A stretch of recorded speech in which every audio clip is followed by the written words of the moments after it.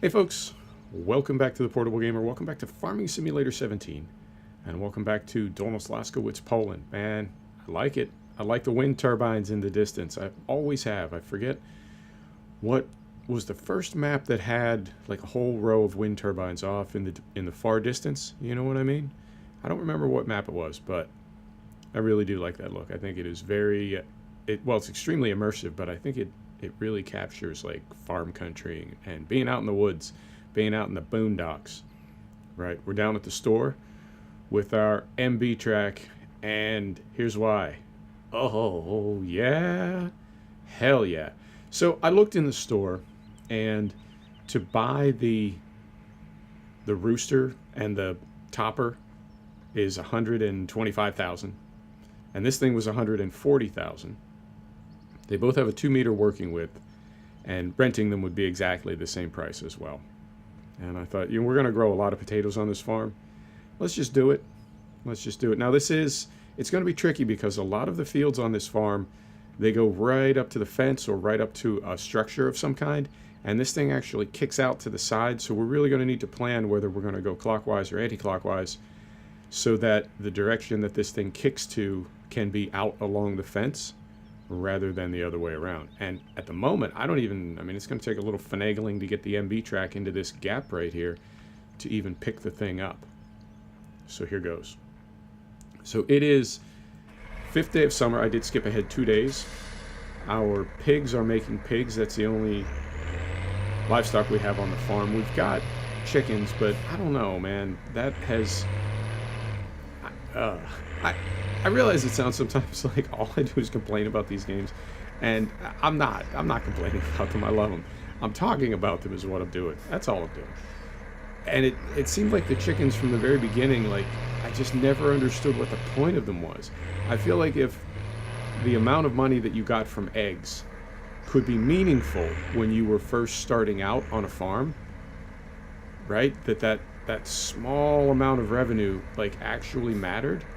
I think that would be pretty cool, but it's like it can only ever be, I don't know, 50 or 80 euro a day, 100 euro a day. I don't know if that could ever really matter on a farm.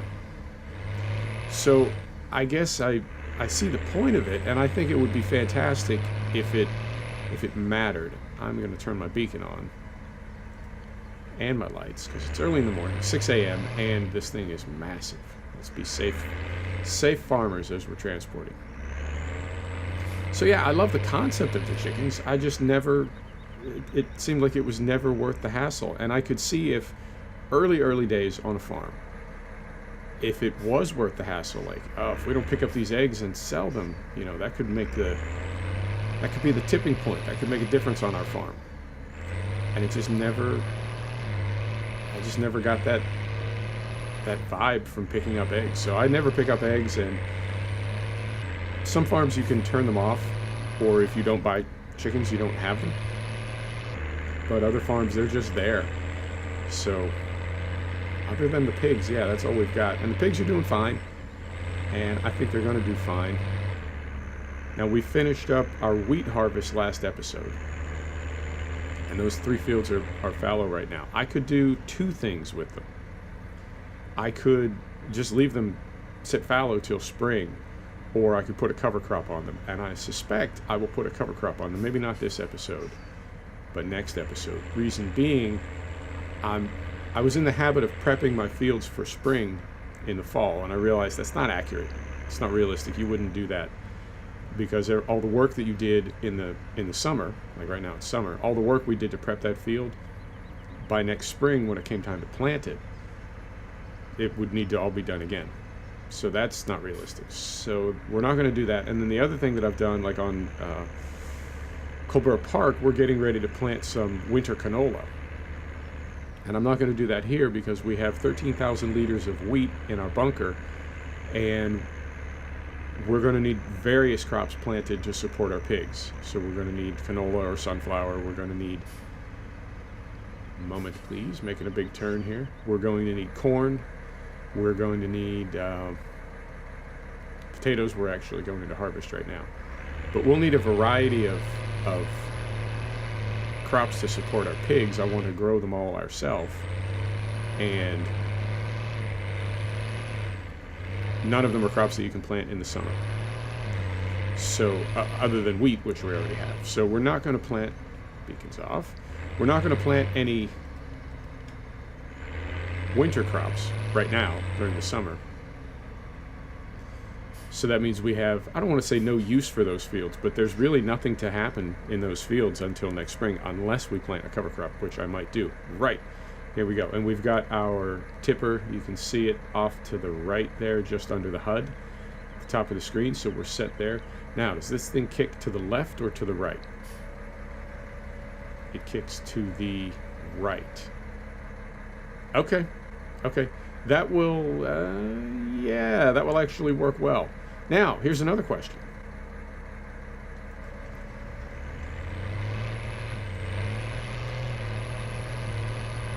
If I drive over potatoes, like right now, I can drive just outside the potatoes, right? And this thing will get in there. But when we get to other parts of the field where I have to sort of drive across them, does me driving across the potatoes crush them, or once they're fully grown, is it okay and you only crush the tops? Make sense? I guess we'll find out.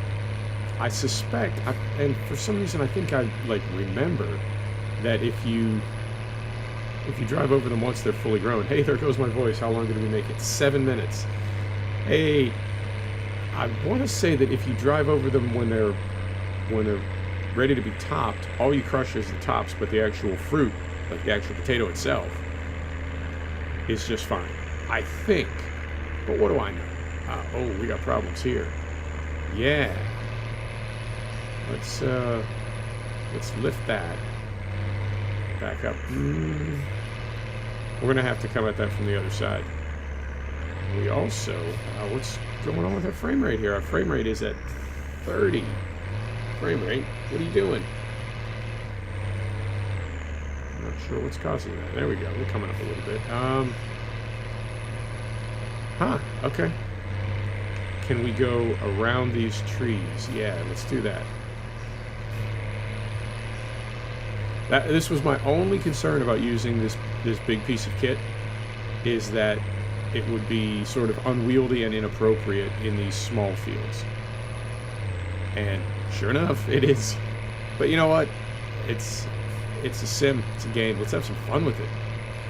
I forget that sometimes. I'm trying to be realistic and I take it a little too seriously. So let's have some fun. And I do like this. And there's only, what, like 4 or 5 pieces of kit in the Ropa pack. And a lot of them I don't use. So let's use them, you know. And there are some of them that I think I'll never use. I used the mouse one time on was it Lone Oak Farm? I used the mouse and I felt bad. It was like I didn't even get it. I get that this is a real piece of equipment. It's a kind of a, I don't know, like a scoop. It's hard to describe. It's like a snowblower for crops. It's this big, if you're not familiar with the mouse, it's this piece of kit that like spreads out. It's got these 2 arms that spread out, and they have rollers and screws on them, and it moves crop like to a central auger that then moves it onto a belt and puts it into trucks or whatever, tippers. So I assume it's a real piece of kit, you know, modeled on a real piece of kit in the real world, but I just didn't get it. You know, it was incredibly expensive. It's like 70,000 euro a day to rent it. And, yeah, okay. I mean, I guess so. There's that. I want to say there's a self-propelled potato harvester and there's a self-propelled beet harvester. And they're all very cool. I just never used them. So I feel like for the Ropa pack, this trailed potato harvester is really the only piece of kit that I regularly use, and I really don't even use this very often, so that's why I wanted to use it today. So we'll at least get around this way, and we're filling up. I wouldn't say fast. Get over these tires here. I wouldn't say we're filling up fast, but we are filling up. And our first couple loads of potatoes we will definitely sell.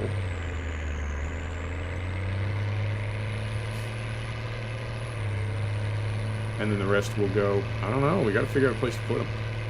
I'm sure there's some designated area. We can find a nice closed space to store potatoes. And I don't know how many we'll need to store for our pigs. We have 13,000 liters of wheat. And I don't know that we'll need... I mean, I guess we'll go with just a comparable amount of potatoes until we have a better idea of what our pigs are going to be eating. And they will be reproducing, but not... We only have a dozen of them or so, so they won't be reproducing very fast. Let's...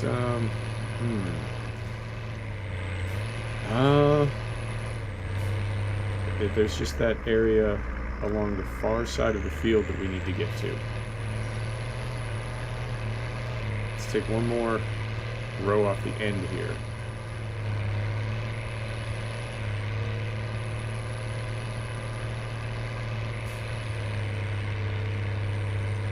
Should we just drive through there? You think that's the best way to do it? We're going to lose a little crop. I hate doing that, but you know what? Sacrifices must be made. Okay, let's do it. Let's just drive up this side of the field, and we'll stay as far out as we can and just resign ourselves to crushing a little bit of crop. All right. All right, here we go. And it's not, let me check one thing before we go down that way. Yeah, that takes it out even further, and that also turns it off. Okay. So turn it back on. Yeah, let's just do it. We're gonna have to go in pretty far to clear that pipe. Keep it out of the trees. Okay, well, you know what? At the end of this field, like when we're all done, maybe we come back through here, drive across the crushed area, and see if we get any volume from it, and that will do two things. It will tell us whether or not you get good potatoes from areas that you've driven over, and it will also potentially give us just a little bit more volume. Okay. It seems like a good compromise. And our pipe is going right through these trees. And I don't want to push it, because if we hit a branch in there, it'll stop dead. But different map makers definitely have different ideas about collision. Some map makers have everything is a collidable object, and other map makers really very little is. So I think it's absolutely at the discretion of the map maker, and they all have a different idea about what should stop you in your tracks.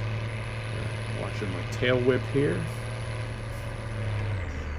What am I hitting? I think I'm hitting something in the back, because there's nothing up front. Yeah. Now, how do we want to do this? Let's turn it off first.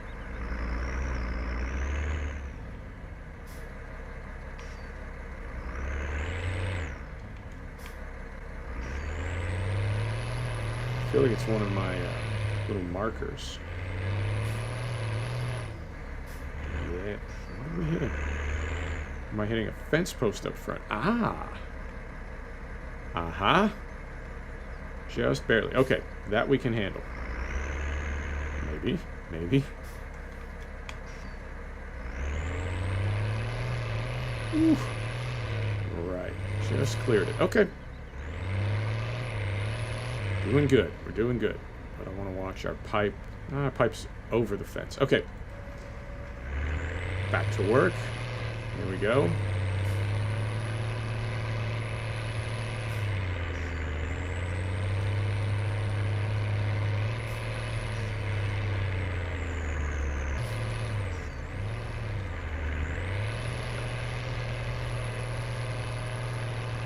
I know some people run with a wheel. Some people do mouse and keyboard. I'm on a gamepad, and I've got just about every command somehow macroed into the gamepad, but there are a lot of compound commands, multi-key commands that I wouldn't say I struggle with them, but it's tricky to get everything just right on the timing, and I have super sensitive buttons on my gamepad, so I screw up a lot of commands. Right, and I've been doing this one kind of squared off, so I'm actually going to go out beyond the crop. Stop and lift. Get repositioned here. Our grass is also in. We're crushing a bit of it, but it should be okay. Because we haven't even moved the silage out of our bunker for our first cut.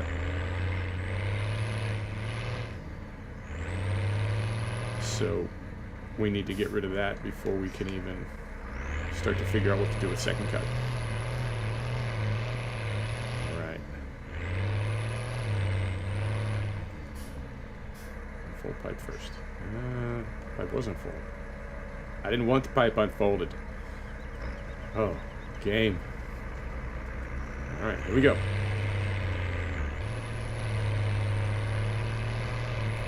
Yeah, this is a bit of an ask. This Ropa harvester requires 150 horsepower. It is more realistic. Our tractor makes 150 horsepower. So we're right. With more realistic, it's more realistic. So it's right at the limit. The only other options we had were to use either the Deutschfahrer, which I try not to use. I try to keep the hours off that big, expensive new tractor. And the other was the Unimog. And we tried that early days with our loading wagon, and it just seemed kind of ridiculous. It really did, to have a giant piece of equipment like this on essentially a pickup truck. It just seems, even a pickup truck as burly as a Unimog, it just seems unrealistic. Kind of silly. So that leaves our trusty MB track. And this thing, for the most part, this thing just gets it done, even at 150 horsepower. And I know, in tractor world, it's the torque, not the horsepower, but they don't give us torque specs, they just give us horsepower specs, so that's what we go with. But it is definitely a workhorse. It's a very versatile, very reliable little tractor. I use it on my own farms that I don't record. I use it there a lot. I think it's just a fun mod.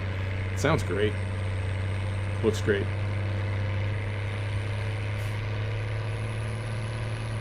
We will not hit the fence this time. Fantastic. And now something else I wonder about with this Ropa potato harvester is, I know typically, you can go roundy when you're harvesting. You can go back and forth and do lengths. And with something like this that is offset, I feel like it's sort of only meant to go roundy, right? Like you would always be going clockwise on the outside of the field. Unless, you know what? I just thought of something. We'll check it here at the end of this row. I wonder if you can actually kick this thing to the other side as well. No. No way. Hang on. I'm gonna go down here. Alright. Lift that. Turn this on. Set the brake. Out. No. I'm not seeing a way to move it side to side, so I say no. I say no. But that would be interesting if you could, because then that opens up the possibility of going anti-clockwise as well. But I don't think that's the case.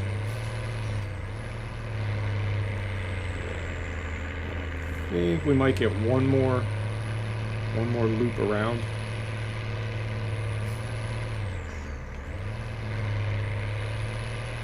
Then we'll call it. We'll bring our tipper over here and get this thing emptied out. And I guess, you know what, in the interest of keeping the episode moving along, I think we will, our tipper's only going to be about half full, but rather than fill it all the way and continue working on this field, maybe we'll take it down and sell half full, just to sort of explore that part of the map. And you know what I mean? It's kind of all the same anyway.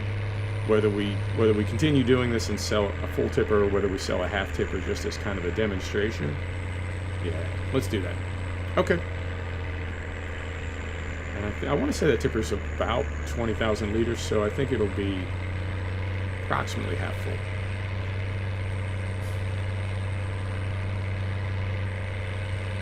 And these are, I know this map has a lot of custom textures, and I'm not complaining when I say this, but it is tricky to see what you've harvested and what you haven't, because I don't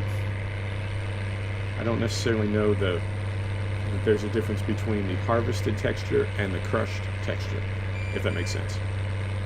So it's like, are there still potatoes under there and we just crushed the tops, or did we harvest those? Hard to say.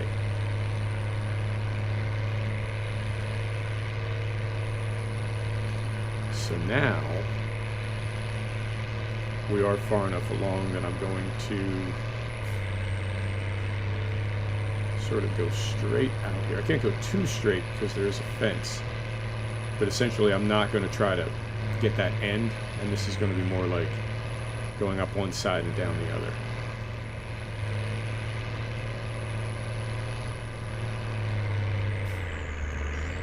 There we go.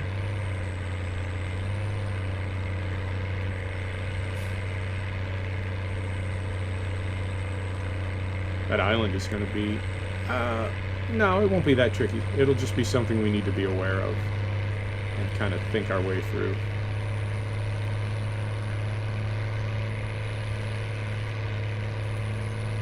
Here, right around here, okay.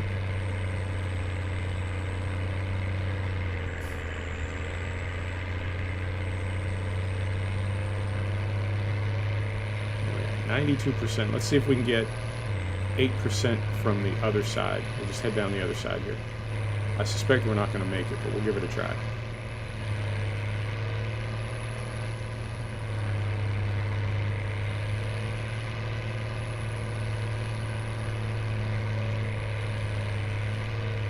Now, the other thing to keep in mind is this potato field. This is field 23, maybe? This potato field is approximately, I don't know, a quarter of that other one across the farm track there. There is a giant potato field that we own right over yonder. So the volume that we get out of this one, I think, will be an indication of what we're going to get out of that one. And I suspect, I hope, we get a ton of potatoes out of that. Because if that's the case, I mean, if we're at almost 12,000 now, and we're maybe half done with this field, say we get 25,000 out of this field, that's enough for our pigs for the winter, for the season, more or less. Then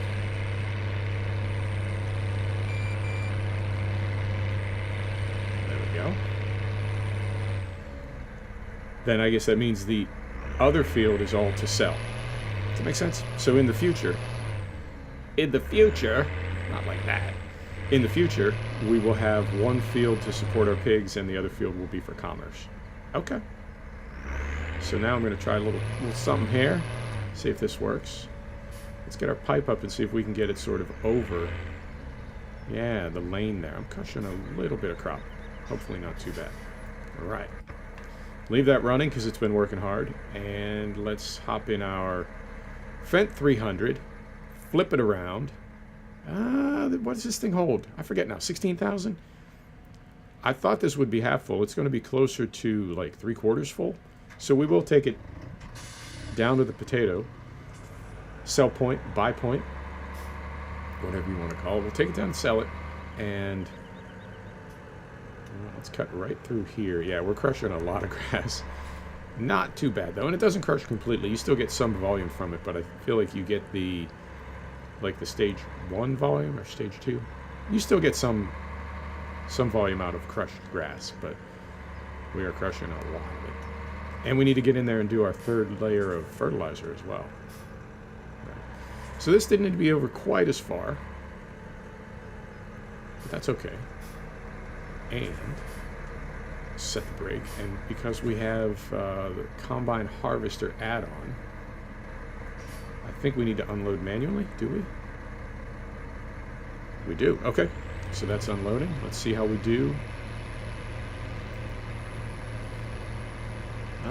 Yeah, I mean, we won't be full. Our tipper won't be full, but it's going to have enough that it'll be worth a trip down to the potato sell point.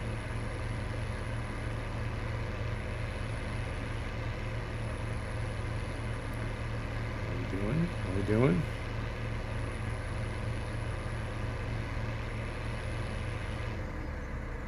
About half. Well, I mean, we're still going. We're still going. Because we need a little variety in these episodes, and I don't feel like making laps around that potato field for another half hour. So, start this up. Brake is off. Go forward a little bit. Put the cover on. Here we go. And I think I remember how to get to this place. It's just essentially straight down and to the left. So very carefully pull out of here.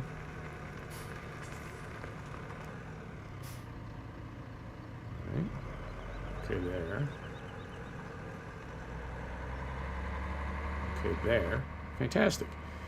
So yeah, it's just down and to the left. In fact, we can... There you go. There's a little mini-map. And we'll see how we do with half a tipper of potatoes. And this will give us some idea. So that small field, we'll say that's... Oh, where are we at? We'll call that 25,000 liters. And then the other one is 4 times bigger, so we'll call that one 100,000 liters. So that'll give us some baseline for what kind of money we're going to make from potatoes. We got to make some money on this map. It's tricky, man, with seasons, with the difficulty cranked up. It is hard to make money. I like that, though. I do wish in this game that the economic modeling was a little bit more accurate. I feel like there's still some sort of gaps in there, like with the chickens. You know, I feel like, you know, egg farming, if you want to call it that. I don't know what you call it. Yeah, egg farming. I feel like egg farming can be, in the right context, you can make some money doing that. You can at least make enough money to keep your farm going while you're growing it, right? But not the way that it's currently implemented. Save game. And then at the other end of the spectrum, you have silage, which is like, you know, that'll just get you out of a jam, no problem. So in between those two, I guess I feel like there's a sweet spot, but I would like to see more of the economic modeling. You know, even things like fertilizer. I wonder about fertilizer sometimes, and I would like to see a calculator in game so that you could look at your harvest, right?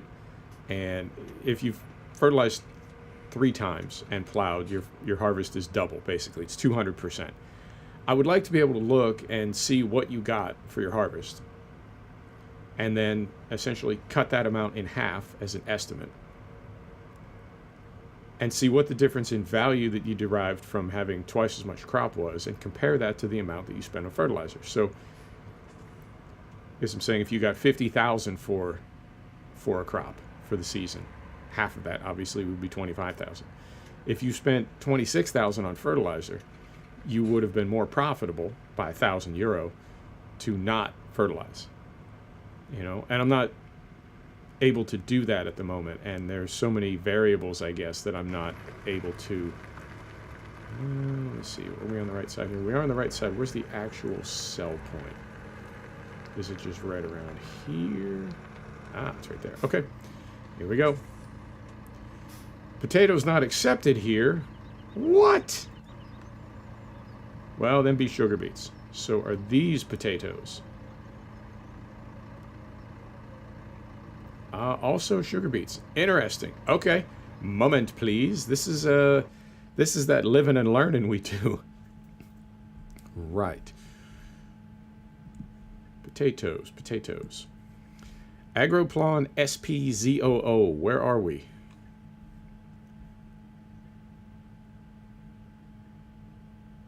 Ah. Oh, no. Okay. Well, I'm glad I didn't continue running our harvester to the end of the episode, because we have to drive now. We are here, and we have to drive here. Oh, okay. You know what? This is why we do what we do, because it's fun to solve these problems. It's a bit of an adventure. How do we get out of here? Same way we came in. Right. That is interesting. And you know what? That's 100% on me. We got lost up here the other day. I was looking for... What was I looking for? I was looking for the barn. I was looking for a bunker to store our wheat in. And I came in here and I saw the piles from a distance. I did not look at them up close. And sure enough, those are piles of sugar beets and not potatoes. So that's on me. That is 100% on me. But easy enough to fix. It'll take a minute, but easy enough. Carefully. Right, here we go. So I believe now this just curves around on its own, and we'll take this all the way back down past the store. And I don't think I've ever been down that far. I really don't think I've ever been down that far on the map. So that'll be a nice little opportunity to explore. So yeah, man, I think, how about next week we do some grass work? And I will most likely harvest that other potato field. Oh, that giant potato field, I'm going to harvest it with a 2-meter potato harvester off camera. Where's the bong at? Going to need that. So we will bring into that other potato field. I will put, I'd say between 10 and 20,000 liters of potatoes in storage somewhere for our piggies. And then the rest we'll sell. And next week we will either plant a cover crop or we'll do some grass work. But if we're going to do grass work, okay, so there's 3 possibilities. One is plant a cover crop. The other is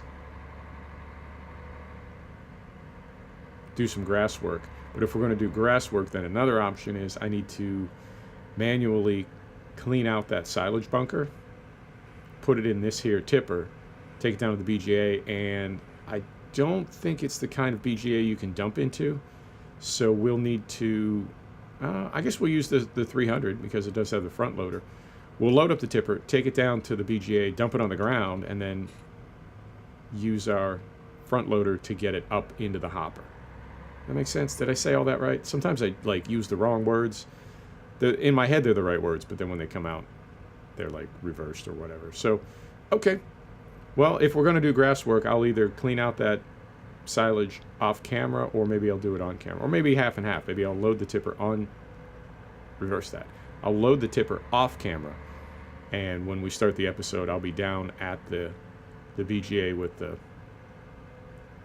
either the silage in the tipper or already on the ground. Because that's, I mean, I can work a front loader or a telehandler, whatever. It's kind of slow. I've seen some of these rigs that people have where it's like a wheel and shifter and then like twin joysticks. Yeah. You know what I mean? And they do like, oh man, they got the feet going and they got the roadie knob and they got the joysticks and the whole deal. It's amazing. I do not have that option. Being portable, I'm all gamepad and laptop, which is part of the test that I was doing. You know, when I got back into gaming and then when I started the channel, part of what I was focusing on was, can I have an immersive experience as a simulation gamer without a 3-panel, a 3-monitor setup, without, you know, a big game chair with a wheel, without twin joysticks, or without, you know, some hottest flight stick? And the answer is yes, definitely yes. I'm continue to be surprised with how immersive gaming can be with just a laptop and a gamepad. However, racing is really tricky. That one, I feel like I'm not able to. With as realistic as racing sims are now, I feel like I'm not able to make that happen. Let me get this on the correct side. So this is, hang on, let's look here. Tip side back, tip side left. Is that what we want? I think it is.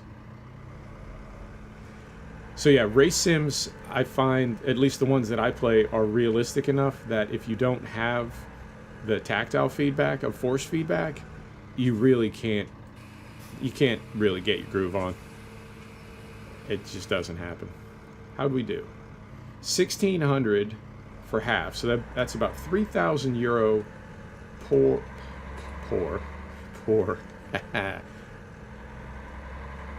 might be the operative word here.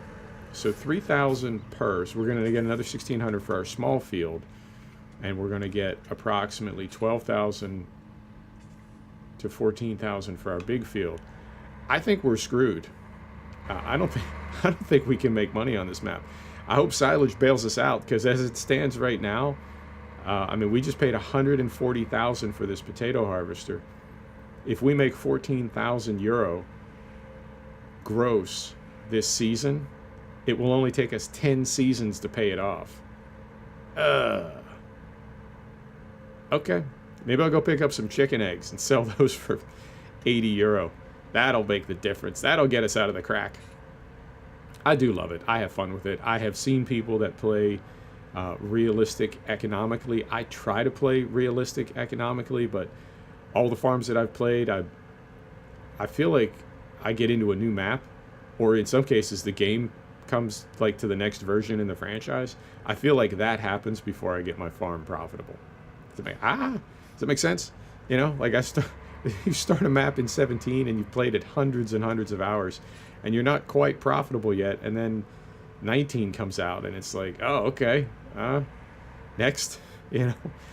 So I do love this game. Maybe I'm not very good at it. Maybe that's the whole problem. I thought I played it enough and took it seriously enough and put enough thought into it that I was good at it, but maybe I'm not, because man, it's tricky to have a profitable farm. It really, really is. And well, I mean, wasn't that the whole thing when 19 came out, that the developers essentially said the biggest part of our customer base doesn't care about realism, they don't care about economics, they don't care about, you know, they just like to drive tractors and paint fields, which is totally cool. But I feel like for players like myself that do want to be realistic, we're sometimes sort of left to like try to make, you know what I mean, try to make it work when it's just, I wouldn't say never going to, but you know what I mean. It's tricky. It's tricky. Right. We're going to do a little artistic license here. What I'm going to do is park this right under here as if we were doing some potato unloading, and then I'm going to come out here and get this big piece of kit. I guess I can't really get both of them. Yeah, I sort of can. That'll be a confusing picture when you see it. Maybe like that. Maybe like that. You can't really see the Ropa. I mean, I guess I could come in here. Yeah, I think that nails it.